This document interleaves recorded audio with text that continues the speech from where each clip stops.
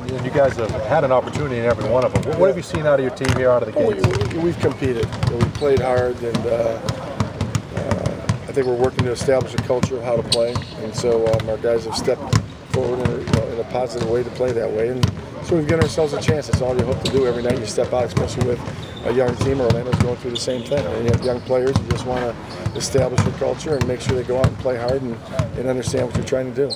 How about this Magic Club? What do you see on tape, and what will we ask of your guys? Well, I mean, I like what they've done. They got some very good young, talented players, really athletic players, and like us, they're trying to establish a culture that they want to start now that they can carry forward as far in the future. And so, I like the things they're doing, and they're gonna, like us, they'll have good times, they'll have bad times, and so as they get older, hopefully the bad times are going to be fewer and far between. You talked about establishing a culture, and I would imagine that in Brooklyn can do a lot for a young team. How much do you want them to hang on to that, and how much you do? I mean, what you do is it's there to see how do they handle success. That's always the biggest thing in this league. I always say many times in the league, it's not how you react after you lose, but how do you react after you win. Because this league is about establishing streaks, winning streaks.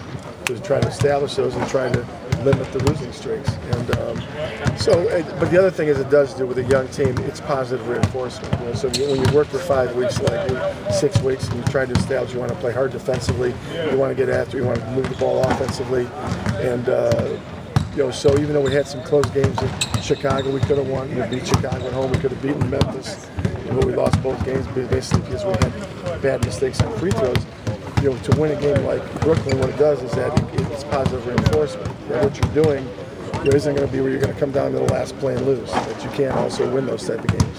You got any sense yet how this team will handle a little success? Yeah, I would just think by the way we did from a concentration perspective, I would think we'd handle it pretty well. I guess until we go out there, we don't know. The positive thing we have is that we can play a lot of people, and the players know that if they probably don't perform or don't play hard or don't follow a game plan, that they probably won't play. In that regard, are you going to rely more on the bench tonight? I mean, it was mostly the starters. I think it's one of those things. It's a feel. I don't think you go into any game and have a black and white type situation. You got to sense how the game goes and how your guys are going, and you might have certain guys that are playing at a high level, and those guys might play low.